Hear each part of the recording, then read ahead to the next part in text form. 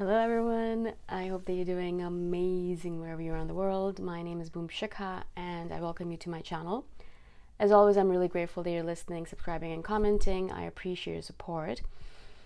And this one I want to speak about finances. As an INFJ, you probably know that this is one of the things that we find the most difficult in the world: to deal with money, to understand what to do with our money, to understand anything about money, really, because we live in our imaginations, we live in our heads, and money is a very it's a very non-ethereal thing. It's a very tangible thing. It's very solid. It's something that it's plus minus.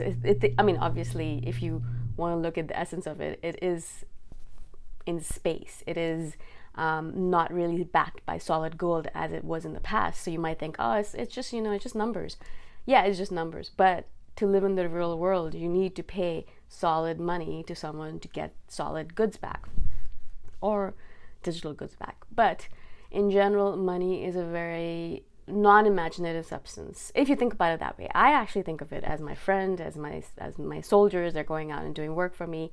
I think of it in a very bookish fashion. But if you look at the real world right now, money, finances, they're very solid things that you have to actually be in the physical world to deal with. You have to talk to banks, you have to talk to financial advisors, you have to deal with bank accounts, you have to deal with numbers, you have to deal with all this stuff that, as an INFJ, we can be good at them if we enjoy them, but in a lot of cases we don't enjoy them. We find it quite boring to deal with money and finances.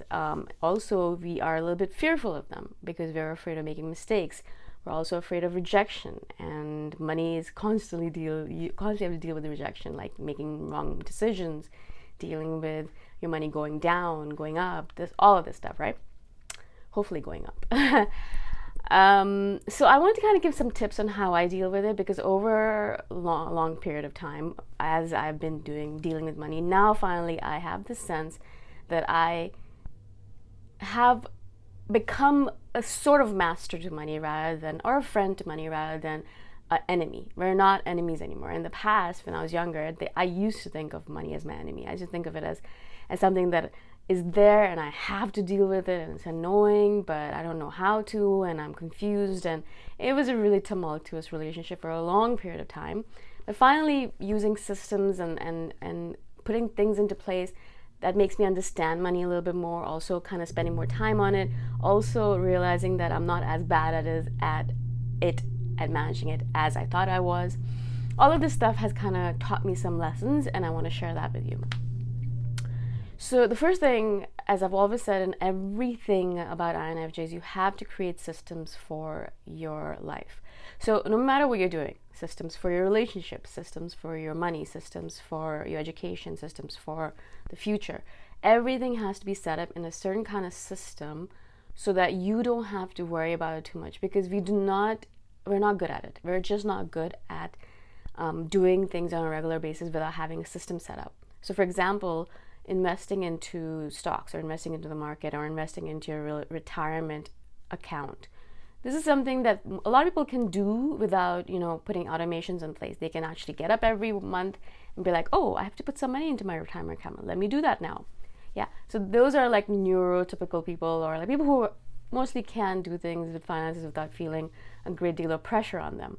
Whereas for INFJ, we will forget about it, because out of sight, out of mind. We'll be like, what are you talking about, money? Secondly, if we have to do it, we'll spend hours and hours and hours thinking about it and worrying about it and doing all that stuff before we actually even take one step. That's why it's very important to automate the whole freaking system. Like, do not even think about it. Do not make assumptions about it. Do not try to make a new system out of it. Build one system, put it into place, and forget about it. So for example, if you're investing for retirement, put a certain amount of money into your retirement automatically every month. Automatically comes out of your account, is put into some kind of index fund, some kind of fund, whatever you want to put it into. Automatically every month. You do not have to even think about it. You don't have to ponder over it. You don't have to be like, oh, I have to set that up. No, you've set it up once, and that's it. It's done. It's forgotten about. You don't even think about it, and your money is being saved up automatically without you thinking about it. The same thing applies to all your bills. Yes, you're like, well, what if something goes wrong with my credit card and someone steals it. Yeah, of course, you should be checking your credit card statements once a month. For sure, like that's something that you should be doing. Put it on your list. That's what I do. I have a recurring thing on my list every month. Once a month, I check all my credit card statements to make sure there's no random nonsense going on with that.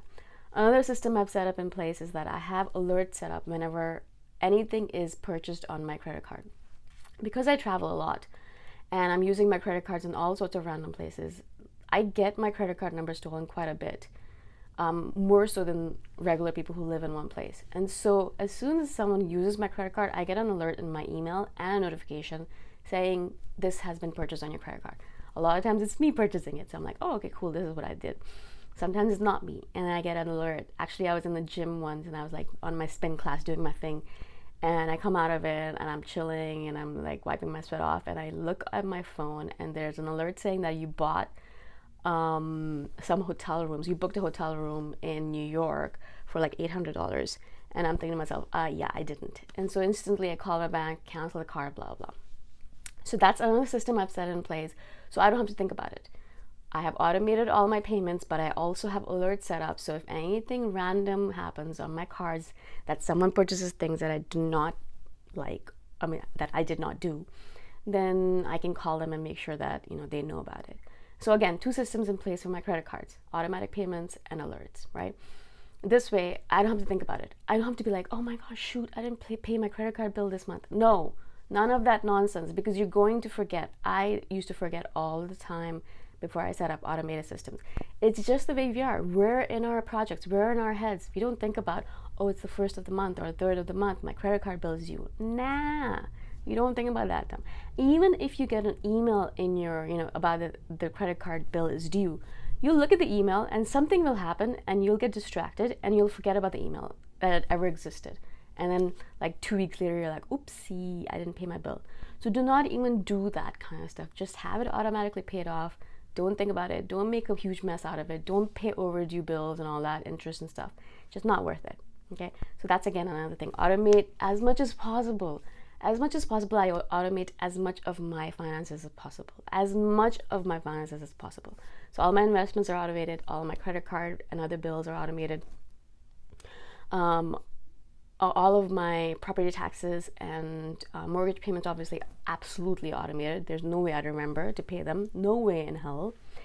So all of that is automated. So, of course, the thing is you have to check once a month or something, and that's in my calendar, to check once a month to make sure everything is on par. Nothing random is happening. And again, automated alerts so that I know exactly what's going on. If anything comes out of my account that's higher than $100, I want to know about it. Or higher than $50. Whatever your limit is. So yeah, first and foremost, like most important thing for INFJs is to set up these automated systems to make sure that their retirement is taken care of, that their bills are taken care of, credit cards and all, mortgage, whatever it might be, and their savings are taken care of. So having an emergency fund is extremely important. As INFJs, you probably know this about yourself. You're probably not very good at keeping a steady job for a long period of time. I'm not saying this because I'm berating you or anything. I am like that too. I can keep a job if I finally found a job that I really like the stuff I'm doing right now, content creation. And so I'm okay with that and I'm able to keep it. But for the longest time, I jumped from job to job like it was my business. And it's only because we're just not, a lot of these jobs are very much like about extroverts. It's about going out into the office, speaking with people, talking about nonsense that you don't care about, all the things we don't enjoy, right? So obviously if you can find a job where you can work from home, you don't have to talk to anyone, you do your thing and you get paid for it, that would be awesome. But in a lot of cases, that's not the case. A lot of people can't find such a job, INFJs, unfortunately. And so we work for a little bit and then we quit, or we get let go and then we find something else, or we don't find something else.